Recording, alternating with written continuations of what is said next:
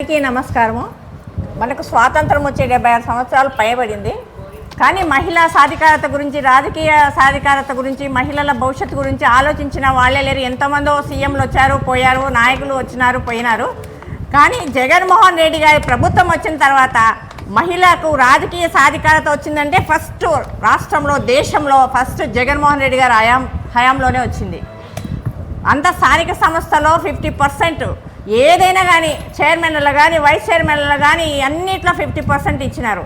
ఇప్పుడు దేశ ప్రధాని అయినటువంటి శ్రీ నరేంద్ర మోదీ గారు చట్టసభల్లో 33% ఇవ్వాలని ఆ దిశగా ఈ బిల్లు పాస్ అయిన అడుగులు వేయడం నిజంగా అంటే మహిళలందరము హర్షించదగిన విషయము. అందరం అభినందనలు, ఆనందంగా ఉన్నాము.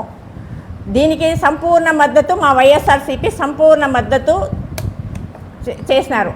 ఎంతమంది ఎన్ని ప్రభుత్వాలు వచ్చినా కూడా రాజకీయంగా తెచ్చినారంటే ఫస్ట్ ఒక హోమ్ మినిస్టర్ని చేసింది మన వైఎస్ జగన్మోహన్ రెడ్డి గారు, ఒక డిప్యూటీ సీఎం చేసింది మహిళలను వైఎస్ జగన్మోహన్ రెడ్డి గారు, శాసన మండలిలో డిప్యూటీ స్పీకర్ చేసింది కూడా ఒక ముస్లిం మైనార్టీ మహిళలను మన జగన్మోహన్ రెడ్డి గారు. జగన్మోహన్ రెడ్డి గారు తర్వాత అందరూ చేసినారు.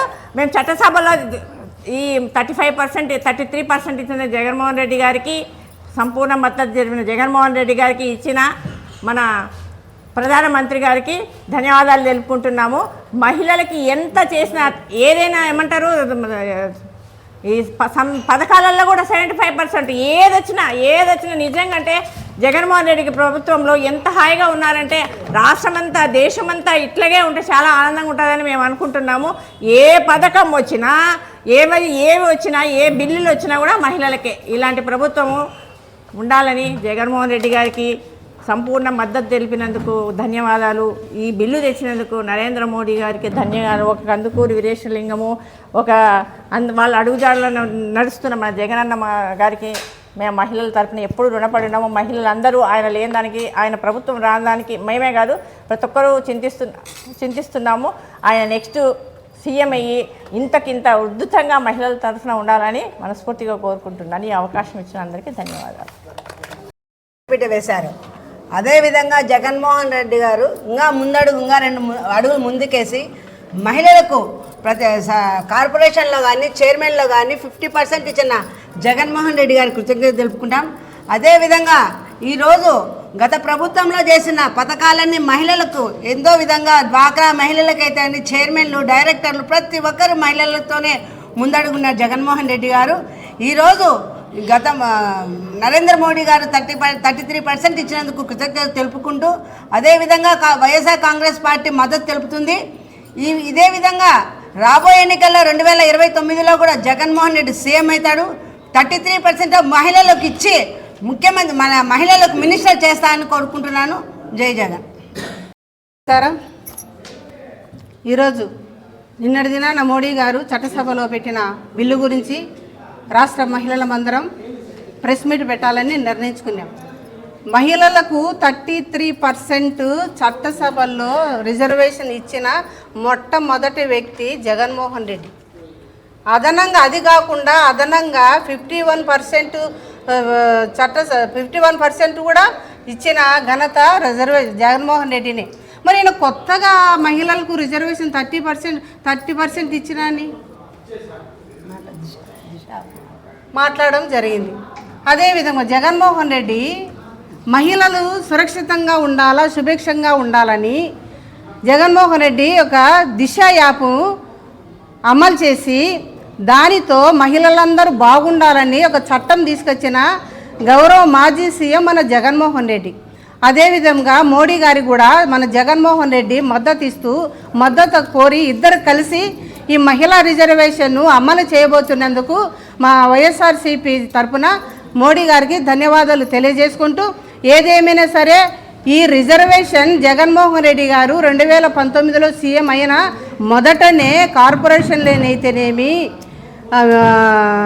అన్ని విషయాలు అన్ని రంగాలలో మహిళలకు 33% ఇవ్వడం జరిగింది, 50% ఇవ్వడం జరిగింది. అలాగే ఈరోజు కూడా మోడీ గారు అదే బాటలో జగన్మోహన్ రెడ్డిని అనుసంధానంగా తీసుకొని మాకు ఆ చట్టాన్ని అమలు చేసి మహిళలకు ఇచ్చిన రిజర్వేషన్కు మహిళలందరం హర్షిస్తున్నాం. ఎందుకంటే అది చాలా సంతోషకరమైన విషయం. అదేవిధంగా ఈ చట్టం అలాగే ఉండాలి, ఏ గవర్నమెంట్ ఇచ్చినా ఎవరు రద్దు చేయకూడదు, అందరూ ఈ మహిళలు ఆనందంగా సురక్షంగా ఉండాలంటే అలాగే ఉండాలి.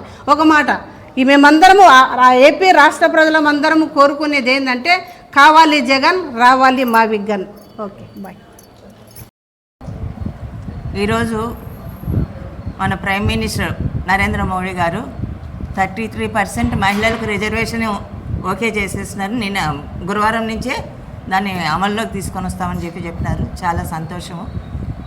ఈ పనిని వైఎస్ రాజశేఖర్ రెడ్డి గారు ఆ కాలంలోనే ఆయన సీఎంగా ఉన్నప్పుడే అమలు చేస్తున్నారు. దాంతోపాటు ఆయన పోయిన తర్వాత ఆయన కుమారుడు వైఎస్ జగన్మోహన్ రెడ్డి గారు సీఎంగా ఉన్నప్పుడు ఆయన కూడా చేస్తున్నారు. ఆయన ఇంకా ఉప ముఖ్యమంత్రిగా ఒక మహిళకి ఇచ్చినారు, హోంమంత్రిగా ఒక మహిళకి ఇచ్చి అప్పట్లోనే ఆయన మహిళా పక్షపాతి అనేది నిరూపించుకున్నారు. ఇప్పుడు మోదీ గారు చేసింది కూడా చాలా సంతోషకరమైన విషయమే.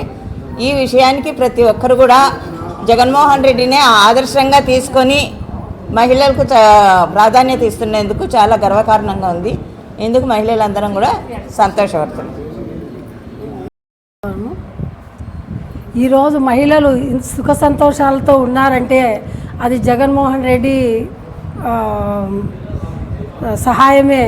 ఆయన మహిళలను గుర్తించి ఎంతమంది సీఎంలు అయినా కూడా ఎవరు కూడా పట్టించుకొని మహిళలకు 33%, 50% మాకు ప్రాధాన్యత ఇచ్చి ఎస్సీ అని కూడా లేకుండా ఎస్సీలకు, ఎస్టీలకు, ప్రతి ఒక్కరి కులాలకు అతీతంగా ఆయన అందరికీ ముందుండాలా, అన్ని పదవుల్లో వీళ్ళు ముందుండాలా అనే చట్టం తీసుకొని వచ్చి హోమ్ మినిస్టర్ కానించి అన్ని పదవులలో జగన్మోహన్ రెడ్డి గారు మహిళలకు ప్రాధాన్యత ఇచ్చి మమ్మల్ని ముందంజ వేసేదానికి తోడ్పడుతున్నందుకు ఆయనకు చాలా థ్యాంక్స్ చెప్పుకుంటున్నాము. ఆయన నెక్స్ట్ సీఎం అయ్యి మహిళలకు ఇంకా మాకు తోడు నీడగా నిలబడి మాకు ఒక అన్నగా, తమ్ముడిగా, ఒక బిడ్డగా మాకు సహాయకరంగా ఉంటాడని, మహిళలకు అందరికీ సపోర్ట్గా ఉంటాడని కోరుకుంటూ ఆయన మళ్ళీ సీఎం కావాలని కోరుకుంటున్నాను. చాలా చాలా థ్యాంక్స్, ధన్యవాదాలు ఆయనకి.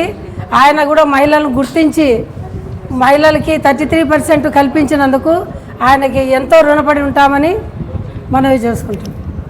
ఉన్నప్పుడు మహిళలకు 33% కాదు 50% ఇచ్చినాడు. అన్నిట్లలో నా ఎస్సీ, నా బీసీ, నా మైనార్టీ అని ప్రతి ఒక్కరిని మహిళలను అందరినీ గౌరవించి నామినేట్ పోస్టులు కానుంచి ప్రతి ఒక్క పోస్టులు మహిళలకు 50% ఇచ్చినాడు. అయినప్పటికీ ఆయనకు మన జగన్మోహన్ రెడ్డి గారికి ధన్యవాదములు. అలాగనే మన మోడీ ప్రధానమంత్రి గారు కూడా నిన్న పార్లమెంట్లో 33% మహిళలకు కేటాయించినాడు. ఆయనకు కూడా ధన్యవాదములు.